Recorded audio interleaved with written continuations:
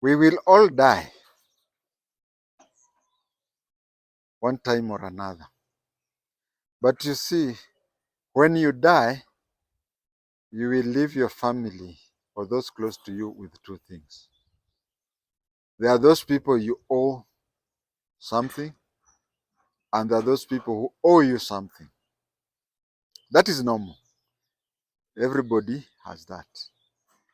There are very few people who die when their balance sheet is zero. But there is a third balance sheet that is also good to share.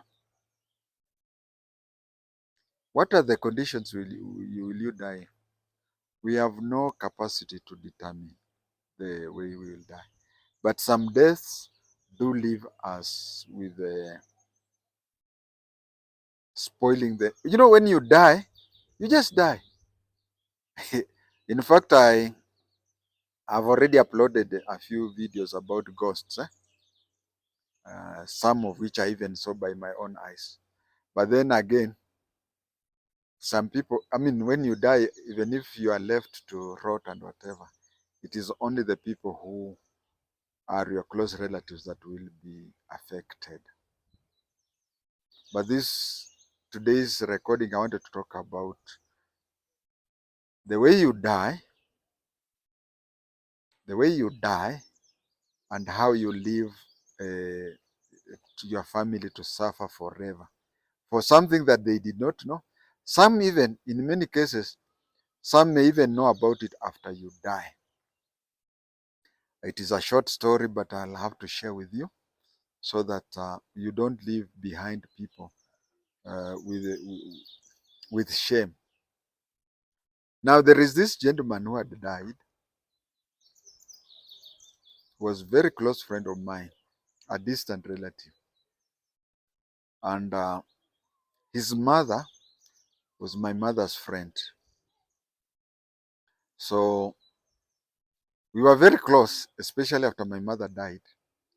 I usually go to her and say, now that my mother, okay, even after this, especially after this, she had lost quite a number of her kids, including this one. So whenever we meet, I just tell her that I lost my mother and you lost your sons. So I am your son. And I happen to like jokes very much, naturally. So I remember during the funeral of this son of hers, of which some people are concerned, but she's the mother and the widow were the ones who told the people, hey, but in Luhya land, when we have so many, what do you call, funeral prefects, where there is the etiquette, the funeral etiquette, you're supposed to, even if you can remember something, you are not supposed to laugh, you're supposed to wear that sorrowful face, you are supposed to do what? But me, I remember when this particular person, I'll not mention his name because I'm still very close to the mother and I'm still very close to the widow. When I went there, I just from the gate, I started making comments. Those who knew me started laughing. Others were concerned. You see, it is very easy for Luhyas to say, oh, ulingoja akufe ndio uje ushereke urukeruke hapo uanze kuleta vichekesho hapo. But before those people said that, his mother told the people that she was happy to see me because her son is gone and she's in sorrowful mood. And by me coming to make jokes that makes her happy, it is good to her because it makes life easier for her. And again, she knew that I was close. My mother was close to her. I am close to her. Her son, whom I had gone for the funeral, was also close to me. So she said, I know you don't stay around, but if you'd have been staying around, I would have recommended you to be coming daily to lighten up our burden. So we talked and whatever. And then, as I was about to board the vehicle to come to, by then I was staying in Riruta, Nairobi. As I was about to board a vehicle to go to Riruta, um, I talked to the sons. Told the sons, I want to go, seen you, done whatever. So, what caused your father's death? Because I didn't know that he had been sick for a long time. But when I mentioned that, I saw embarrassment on the faces of the sons. It was just they didn't expect the question, and also they were embarrassed by the way I had ambushed them with the question. They became embarrassed and whatever. Said, talk to your sister-in-law. I mean, he's a distant cousin, so the kids just told, talk to your sister-in-law. Then I went to the widow and asked what killed my friend. Because to me, he was more of a friend than even a relative. So I said, what killed him? Because I have never known him to be ABCD and whatever. He said, oh, no, you see, it's a long story. And anyway, one day you just come when I'm free and I'll have to tell you everything. So you need, but right now I'm not in a position to say that. Then I accepted that and moved on. But in Luhya, especially if you don't stay within, when you go to a funeral, you are supposed to go with somebody to escort you. And this person was to escort me, not just from, not just up to the funeral, he was to escort me up to the bus stop. And that is what he told me. Told me that actually you should have asked me before even going to the funeral. But since I didn't know what you are going to ask, and you have embarrassed everybody. I said, I've embarrassed everybody.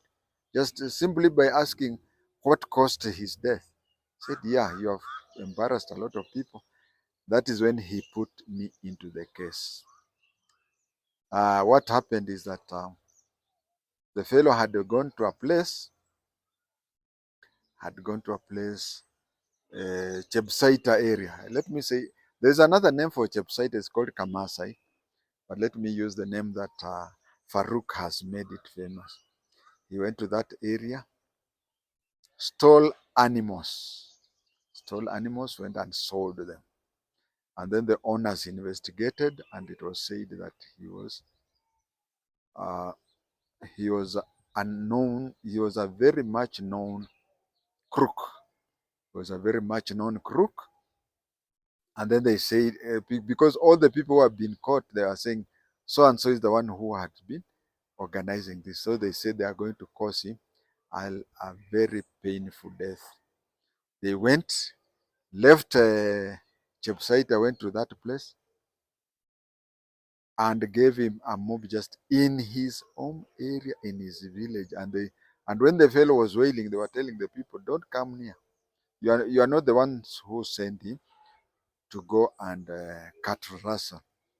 He was given a very painful beating, and he spent for quite some time bedridden until the day of his death. That is now my home area. In Riruta, he was also staying at a place where we had a neighbor. He supposedly was a taxi driver, but then one time, these taxi drivers wanajua kuorganize vitu, because once you have made a killing, not killing as a person, but a killing in getting something reasonable financial, they usually appear. Nowadays, they are assisted by their brothers, border people. They appear from nowhere and take you out. So one time we were with this fellow. He was a Kisi by tribe. We were staying with him, a neighbor. Then one day people came to his house. They wanted to shoot him. They wanted to. Actually, they shot him. I correct myself. They shot him. What happened was that it was on Kesha Day. It was a Kesha Day because it was approaching morning, and people were coming from Kesha. They came and found people waiting outside our gate. So when this gentleman came, his wife was opening for him. You see, he's a taxi driver. Then he saw from the sides of his light somebody holding his wife with a pistol to her ear. He tried to wiggle around and they shot him. And we heard, and I also heard, the long story short, it's like this gentleman, even though he was a taxi driver, they had taken a mission. They had done a mission, and he was the one who collected the money, but he never distributed to other people. He conned them everything and everything. And when they came to get him that night, they decided that when they came to get him that night, they told him, "This is your last day on earth," and shot him dead. Now, the case was reported to Riruta police station. Being a former police officer and being very close to the family, I was told by the Riruta police station that I should talk to the widow to give the telephone number of her husband. I was requested by the police to convince her to give them the telephone number of her husband, so that they can check with Safaricom the logs. And she refused. She refused. Why did she refuse? You know, the law says that if you are a criminal, your wife cannot give evidence against you.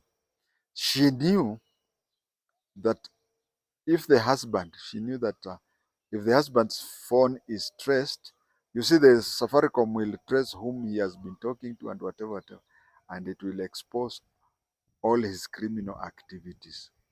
And that is why, in brief, I'm telling all and sundry that, especially men, uh, kindly, we will all die, but let us not leave those who are behind with shame, where somebody would just take the two cases, the fellow cattle rustler and this gangster fellow who did a mission. And you see, the mission was very good for him, because those crooks were telling him, your widow and children will lead a very good life, but you will not see the new year. Uh, he had already bought a matatu. Nowadays it's 14 seater. Those days it was 18. He had bought that, and he had even bought land in Kitale about that. So at times when these things happen, kindly, especially young men, don't die in such a way that you will embarrass those you leave behind. Thank you.